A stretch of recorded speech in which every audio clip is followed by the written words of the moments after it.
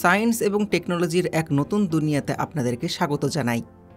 আজকের এই ভিডিওতে আমি আপনাদেরকে কম বাজেটে পাওয়া ছোট থেকে শুরু করে অনেক বড় এমন মেশিন দেখাতে চলেছি যেগুলো আপনারা এর আগে কোথাও দেখেননি। আর এগুলো দেখার পর আপনারা এটাই বলবেন যে এই সমস্ত মেশিনগুলো না দেখলে হয়তো জীবন বৃথা। এছাড়াও এটা আমি নিশ্চিত হয়ে বলতে পারি যে এই সমস্ত মেশিনগুলো আপনারা এর আগে কোথাও দেখেননি। তাই ভিডিওটি স্কিপ না করে একদম শেষ পর্যন্ত সঙ্গে থাকুন। আর আপনারা যদি আমাদের চ্যানেলে নতুন হয়ে থাকেন তাহলে এখনই সাবস্ক্রাইব করে পাশে নোটিফিকেশন বেল আইকনটি অন করে দিন। এটা হলো রাইস রিপার বাইন্ডার মেশিন। ধান চাষ করা যতটা সহজ তার থেকে বেশি কঠিন হচ্ছে সে ধানগুলোকে কাটা। কিন্তু আপনারা যে মেশিনটি দেখতে পাচ্ছেন এটি খুবই সহজে ধানগুলোকে কেটে সেগুলোকে এক জায়গায় করতে পারে। এটি সবথেকে কম বাজেটে পাওয়া একটি ইলেকট্রিক মেশিন, যাতে শুধুমাত্র হ্যান্ডেলে হাত দিলেই এটি খুবই সহজেই সামনে থাকা ধানের গাছগুলোকে কেটে সেগুলোকে বান্ডেল তৈরি করে সাইড করে দেয়। এটা হলো ফ্রুট হারভেস্টার। এই মেশিনটি গাছ থেকে ফলগুলোকে ভাঙার জন্য ব্যবহার করা হয়। এটা ব্যবহার করার জন্য এই মেশিনটিকে গাছের তলায় নিয়ে যাওয়া হয়, আর এই মেশিনটি ওপরে থাকা আর্মগুলো গাছটাকে ধরে ভাইব্রেট করতে থাকে, যার ফলে গাছের মধ্যে থাকা সমস্ত ফলগুলো ভেঙে এই মেশিনে জমা হয়। এই মেশিনটি এমনভাবে তৈরি করা হয়েছে যার ফলে গাছে থাকা সমস্ত ফলগুলোকে পেড়ে মেশিনের মধ্যে জমা করা হয়, যা পরে এই মেশিনে থাকা কনভেয়ার বেল্ট ফলগুলোকে কন্টেনার পর্যন্ত পৌঁছে দেয়। পাওয়ার আর্ম মেশিন। যখন এই মেশিনটির আর্মকে গাছের ওপর দিয়ে চালানো হয় তখন এটি খুবই সহজে গাছের ওপরের অংশগুলোকে একই সমানভাবে কেটে ফেলে। এই মেশিনটির ব্লেড অনেক বেশি ধারালো, যার ফলে এটি খুবই সহজে গাছের ওপরের অংশকে সমানভাবে কাটতে পারে। আর এই মেশিনটির ওপরে একটি ভ্যাকুয়াম পাইপ লাগানো রয়েছে, যা এই মেশিনের সাহায্যে কাটা পাতাগুলোকে পেছনের দিকে টানতে থাকে। Potato digger machine. কম বাজেটে পাওয়া এই মেশিনটি কৃষিজমি থেকে আলু তোলার জন্য ব্যবহার করা হয়। ট্রাক্টরের সাহায্যে চলা এই মেশিনটির সামনে থাকা ব্লেডগুলো মাটি খুঁড়তে থাকে এবং এই মেশিনের মধ্যে থাকা একটি রোটেটিং সিস্টেম আলু এবং মাটিগুলোকে আলাদা করে কৃষি জমিতে ফেলে দেয়। এর ফলে আলুগুলোকে পরবর্তী সময় কালেক্ট করা অনেক সহজ হয়ে যায়। গ্রাস কাটিং মেশিন। এই মেশিনটি মাটি থেকে ঘাসগুলোকে কাটার জন্য ব্যবহার করা হয়। এই মেশিনের মধ্যে বড় বড় রোটেটিং ব্লেড লাগানো রয়েছে, যার ফলে অনেক সময়ের কাজ মাত্র কয়েক সেকেন্ডের মধ্যে করে ফেলে। এছাড়া মেশিনটি কৃষিজমি থেকে গাছগুলোকে কেটে একটি সরু লাইনে জমা করতে থাকে। Mini round wheeler. কম বাজেটে পাওয়া এই মেশিনটি কৃষিজমি থেকে ঘাসগুলোকে তোলার জন্য ব্যবহার করা হয়। এই মেশিনটি ঘাসের উপর দিয়ে চালানো হয়, যার ফলে এর মধ্যে থাকা ভ্যাকুয়াম সিস্টেম ঘাসগুলোকে নিজের মধ্যে টানতে থাকে, আর অটোমেটিক সেই ঘাসটির একটি রোল তৈরি হয়ে যায়। আর মেশিনটির পেছনের দিক দিয়ে এই রোলারটিকে বাইরে বের করে দেওয়া হয়। এই সমস্ত ঘাসগুলোকে পরবর্তী সময়ে গরু কিংবা অন্য প্রাণীর খাবারের জন্য ব্যবহার করা হয়। Corn harvester machine. এই মেশিনটি কৃষিজমি থেকে ভুট্টা সংগ্রহ করার জন্য ব্যবহার করা হয়। হাতের সাহায্যে একটা একটা করে ভুট্টা ভেঙে সেগুলোকে আলাদা করা কতটা মুশকিল সেটা তো আপনারা সবাই জানেন, কিন্তু এই কাজটিকে এই অ্যাডভান্স মেশিনটি খুবই সহজেই কয়েক সেকেন্ডের মধ্যে করতে পারে।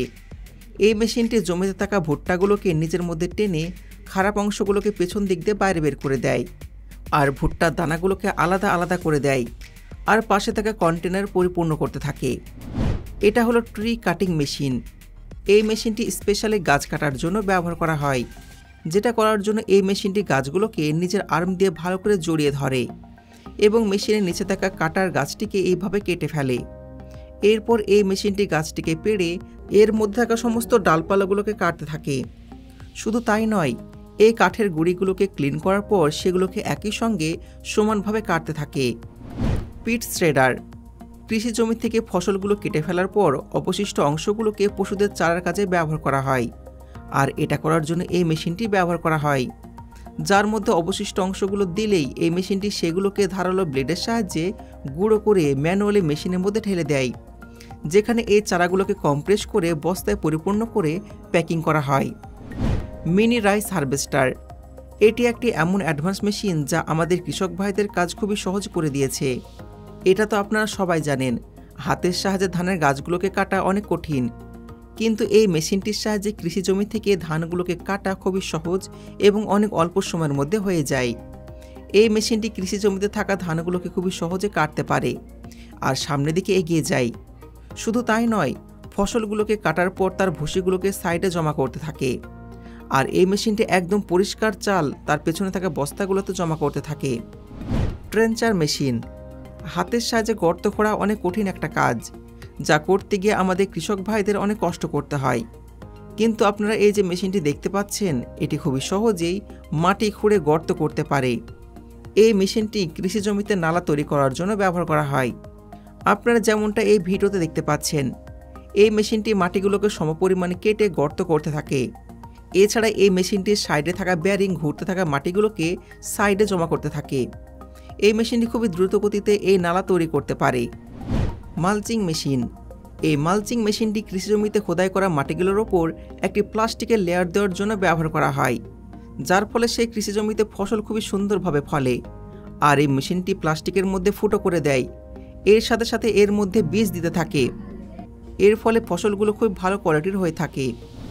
স্টোন ক্র্যাশার এই মনস্টার মেশিনটি যে কোনো পাথরের জমিকে মাটিতে রূপান্তরিত করতে পারে। কারণ আপনারা এই ভিডিওতে যেমনটা দেখতে পাচ্ছেন, এই মেশিনটি খুবই সহজেই পাথরের জমিকে মাটিতে কনভার্ট করে দিচ্ছে।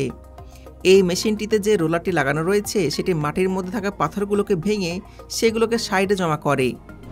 ফরেজ হারভেস্টার এটি অনেক অ্যাডভান্স একটি মেশিন, যা কৃষি জমিতে চারা কাটার জন্য ব্যবহার করা হয়। এই মেশিনটির সামনের দিকে রাউন্ড কাটার লাগানো থাকে, যার সাহায্যে এই মেশিনটি চারাগুলোকে কাটতে থাকে।